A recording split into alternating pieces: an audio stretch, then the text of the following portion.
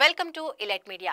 నగరంలో kidney racket ను నడుపుతున్న అలకనంద ఆసుపత్రిని అధికారులు సీజ్ చేశారు. 6 నెలల నుంచి కిడ్నీల దందా జరుగుతున్నట్టు అధికారులు తేల్చారు. ఇప్పటికే కిడ్నీ ట్రాన్స్ప్లాంటేషన్ జరుగుతున్న సమయంలో ఒక మహిళ మృతి చెందింది. అయితే ఈ విషయం బయటకు రాకుండా హాస్పిటల్ యాజమాన్యం నొక్కిపెట్టింది. ఎటువంటి అనుమతులు లేకుండానే హాస్పిటల్ యజమాని సుమంత్ 6 నెలల నుంచి ఈ కిడ్నీ దందాను నడుపుతున్నట్టు గుర్తించారు. దీంతో సుమంత్ ను పోలీసులు అదుపులోకి తీసుకున్నారు. సుమంత్ కు సహకరించిన హైదరాబాద్ కు చెందిన 2 యూరాలజిస్టులను కూడా పోలీసులు అదుపులోకి తీసుకుని విచారిస్తున్నారు. హాస్పిటల్ పెట్టినప్పటి నుంచి ఎన్ని కిడ్నీ ట్రాన్స్ప్లాంటేషన్స్ జరిగాయి అనే దానిపై పోలీసులు ఆరా తీస్తున్నారు. మరోవైపు అలకనంద హాస్పిటల్లో కిడ్నీ రాకెట్ వ్యవహారాన్ని ప్రభుత్వం సీరియస్ గా తీసుకుంది. నిజాలు తెలుసుకునేందుకు కమిటీని నియమించింది ప్రభుత్వం. నెఫ్రాలజిస్ట్, న్యూరాలజిస్టులతో కలిపి ఉస్మానియా మాజీ సూపరింటెండెంట్ నాగేందర్ నేతృత్వంలో కమిటీని హెల్త్ మినిస్టర్ దామోదర్ రాజనరసింహ ఏర్పాటు చేశారు. ఈ క్రమంలో కమిటీ సభ్యులు అలకనంద హాస్పిటల్ ను పరిశీలించారు. కమిటీ ఇచ్చే నివేదిక ఆధారంగా ప్రభుత్వం చర్యలు తీసుకోనుంది. అయితే హాస్పిటల్ సీజ్ లో ఉండటంతో గాంధీ ఆసుపత్రికి కమిటీ సభ్యులు బయలుదేరి వెళ్లారు.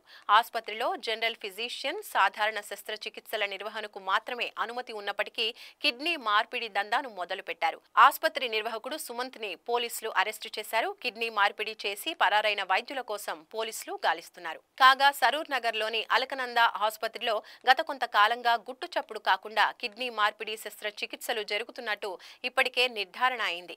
నిన్న ఒక అపరిచిత వ్యక్తి నుంచి వైద్యశాఖ అధికారులకు ఫోన్ కాల్ వెళ్లింది.